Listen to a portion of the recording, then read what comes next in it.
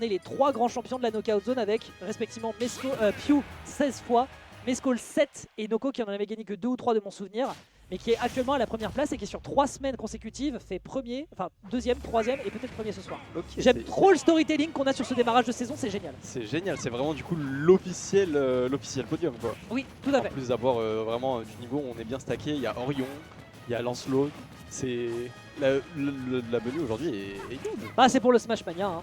C'est Ouais. pour le Smash Mania, forcément là les joueurs sont en train, on le disait, de faire leurs derniers entraînements parce que la plupart ne seront pas là pour le Down Pass, puisqu'ils seront déjà partis à Rennes, notamment pour les pré-locals, qui seront vraiment énervés en termes de niveau. Oh, c'est terrible quand il fait des recoveries rectilignes. Et je disais, le mercredi, on n'a pas encore les vestiaires, donc c'est peut-être la dernière weekly parisienne un peu stack qu'on pourra avoir cette semaine.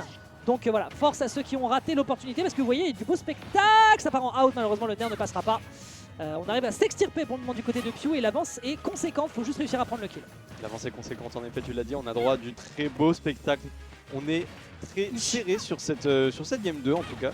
137% pour Mescol, malheureusement on est envoyé off stage ici, on réussit à remonter avec...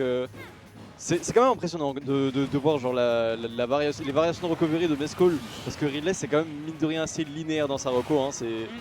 En fait, celle de Pox avec en fait, c'est ça, 4 angles. c'est que les persos, 4 angles oui, plus ou moins, mais en fait si tu veux, c'est là où justement, contrairement à Melee, en fait il y a eu très peu de gens qui l'ont fait, je pense notamment à Kaninabe et Passeriman au Japon qui l'ont un peu fait, Light le fait aussi un petit peu évidemment, mon daron. Mais les persos comme ça qui ont des recodes que tu penses venir par le bas comme ça, en fait tu peux tellement faire aussi par le haut et vers le bas, c'est plus risqué parce que forcément la zone rouge t'es plus facilement attrapable. Mais oui, il faut pouvoir le faire. Mescol s'en sert ici avec panache, mais ça permet d'ailleurs de prendre la stock derrière en revenant sur le terrain, donc tant mieux pour lui. Mais évidemment, derrière, je le disais, l'inconvénient qu'il y a, c'est que dans ce match-up, tu excelles en mid-range avec Ridley, mais tu es obligé d'aller au corps à corps contre Min Min parce que si tu te plantes, tu sais que t'as pas raison. Tout à fait. Tout à fait, en fait, tu peux pas lui laisser le moindre espace parce que il suffit de ça et puis tu te prends 2 bras, une tout et off stage et t'es déjà à kill %, peu importe tes pourcentages en fait. C'est ça. Et ça, on ne le sait que trop bien à force de voir Pew ici. Et Doramigi, en voyant les matchs de Doramigi, tout à fait, ça explose vraiment très vite. Hein. Ouais, je suis d'accord. Pour le coup, c'est assez difficile à gérer. Et là, pour le moment, on le voit, hein, ça se ressent tout de suite dans les pourcentages, quasiment le simple double. Magnifique tech. Il a peut-être l'occasion de prendre le contrôle de stage. Et c'est un reversal qui se joue ici sur un Pew qui n'avait pas besoin de sortir du terrain. Il n'avait pas besoin d'aller tâter les magnifiques muscles inexistants de ce ptérosaure complètement anorexique. Mais enfin, à quoi pensais-tu? Mescol, lui, s'en frotte les mains. Et il va peut-être, je dis bien peut-être, prendre cette deuxième game à son avantage et va être Pew en très grande difficulté. S'il avait dormi un peu plus, c'était un kill. Hein, c'était le spike, hein, la spéciale Mescol, on la connaît. Là, en effet, tu l'as dit, il se frotte bien les mains parce qu'on est à 140, on était à 150% pour un Ridley qui est bien grand et assez léger pour sa taille. On finit fatalement par mourir, mais 96% ont été grattés sur Pew. Évidemment, ce n'est pas joué parce que, encore une fois, il va falloir récupérer le terrain. Radoj qui a été trouvé ici, Gatapatak pour se trouver un petit peu d'espace, mais on a du mal à trouver les approches. Comme tu l'as dit, si tu essaies de jouer à la mi-distance ou autre que le corps à corps contre Min Min, tu es perdant. Et encore, tu n'es pas 100% gagnant au corps à corps non plus, il faut remonter cette fois-ci. Allez, heureusement on possède un disjoint sur les ailes, c'est pas suffisant parce que derrière on a un magnifique Pew qui arrive à couvrir absolument toutes les options de relevé de son adversaire. Et c'est mort. C'est mort. Tu te rends compte qu'il a fait, mais il a fait là sur l'entièreté de ses stocks, il a fait 5 in. Seulement 5. Chaque fois c'était 20% dans les gencives. C'est trop dur. Ça pique. Hein. C'est trop dur. Chaque tentative de percée dans lesquelles il veut foncer, qui se rate, que ce soit un timing de dash shield, que ce soit une erreur sur un input ou que sais-je, c'est trop dur. Et c'est d'autant plus compliqué avec la gigantesque hurtbox de ce personnage. Parce que forcément, on voit très bien qu'on souffre de personnages qui peuvent lui mettre des gros combos, mais alors pour Min Min, c'est du pain béni. Genre, littéralement, c'est prendre la viande là où elle est pour la rajouter dans le ramen. C'est très dur, c'est très dur et Mescol le reconnaît, il accepte. On part en game numéro 3. Ouais, c'est vrai que le match peut être très compliqué hein, parce que non seulement on a la grosse hurtbox, mais en plus le manque de mobilité et le peu de range qu'on a ne fera pas la différence face au bras de Min Min. Donc il faut voir. Hein. Mescol qui aime trop Rage Quit, je pense que vrai homme sait accepter sa défaite. C'est vrai. Allez Paul, on te regarde.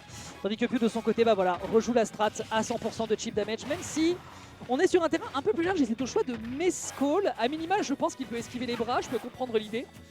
Mais ça veut aussi dire qu'il y a plus de distance à couvrir pour essayer d'attraper un Pew qui n'en a strictement rien à battre d'aller au contact. Donc On prend le pari, on rappelle qu'on peut pas mal tuer sur les côtés quand même du côté de Ridley, mais c'est aussi le cas de Pew qui aime beaucoup cette map avec Holo Bastion. Donc je ne sais pas quelle est l'ambition. Ce que je vois pour l'instant, c'est que au niveau des pourcentages, on a l'air d'avoir peur. Moi personnellement, je pense que l'ambition, elle était...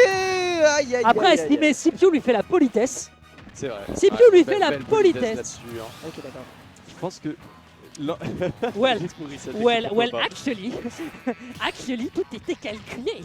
Il avait pensé que s'il tombait, il allait prendre la confiance. Magnifique, Bon, non, ça. mais c'est magnifique. Je pense que du coup, l'ambition, elle était à l'image de la première action qu'on a vue en game, c'est-à-dire la tentative de gros F-Smash Oui, de oui, oui, Mescol. tout à fait. En fait, voilà, c'est ça. Je pense que l'idée derrière, en J'aime fait, c'est trop juste quand il fait ça, d'arracher sur des Fortnite stocks à une vitesse phénoménale parce qu'il sait que à partir du moment où lui est en désavantage, c'est quasiment impossible de récupérer, de reset et de retrouver un petit peu de neutral, un petit peu d'air. Donc on a envie de maximiser à son plein potentiel ses phases d'avantage en tirant toutes les forces de son personnage. Oh là là, et il fait le turnaround. Il n'y a pas de turnaround, il n'y a pas d'auto-turn sur ce perso. Il a vraiment pris le temps de roll turn en voyant que l'adversaire avait lancé un input et ensuite trouvé une punition neutralaire derrière en couverture. Et il se retourne en plus de ça pour avoir le démarrage de l'hitbox. C'est absolument phénoménal ce qu'il est en train de nous proposer. Petit air dodge neutralaire ensuite pour enchaîner l'up smash évidemment, mais on ne tombe pas non plus dans le piège du côté du joueur free agent. Et ça prend déjà 95% sur cette dernière stock adverse. Un Mescol qui pour l'instant réussit son pari dans ce que tu viens de dire, à savoir jouer la carte de l'hyper-offense. C'était un peu gourmand. Les gars, on est en free play ou quoi? Concentrez-vous! Au bord du shield break, il a réussi à parier ça, mais c'est incroyable! C'est incroyable, on réussit à remonter derrière, on est à 137%, mais sur la deuxième vie de Mescol, on a encore beaucoup d'opportunités de terminer cette game en sa faveur. Et c'est le moment de la saisir, on trouve un magnifique power artist tipper ici, on ira chercher Pew très loin, on va tech ici, et derrière c'est trop tard, on ne peut plus remonter, on n'a pas réussi à se trouver assez d'espace face à ce dragon. Plus que menaçant, très bien joué de la part de Mescol sur cette game. Game 3.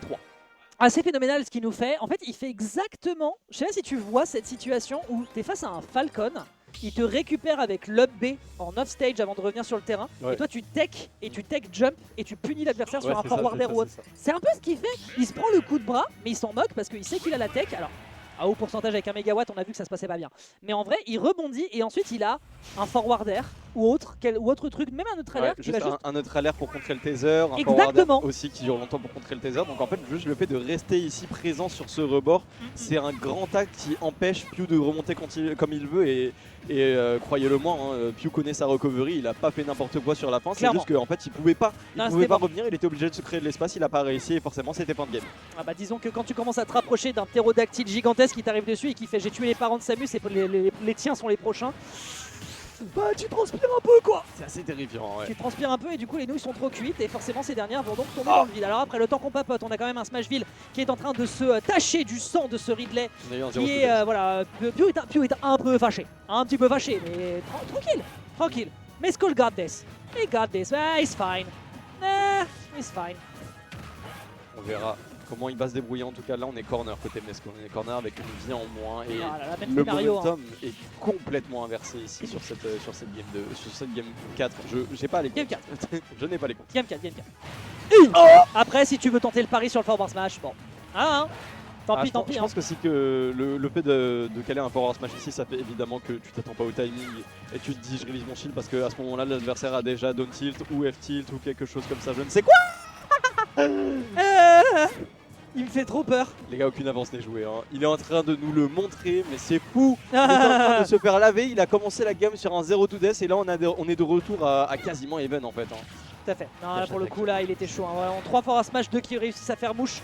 C'est vénère et ça va permettre de cuire très rapidement leur pas. Et pour le moment c'est en train de très bien passer là. Regardez-moi la puissance qui est faite. Quand même il y a un dragon qui va faire la couverture. Toutes les recoveries rectilignes, se prendront ces projectiles. C'est un message qui est envoyé de la part de Pew contre Mescol. Bonne dash attack qui va quand même réussir à calmer un peu les ardeurs peut-être du joueur free agent. Côté Azura on attend maintenant qu'une seule chose. C'est le placement derrière ici parfaitement fait. Tu as vu ce micro placement pour aller chercher le sweet spot.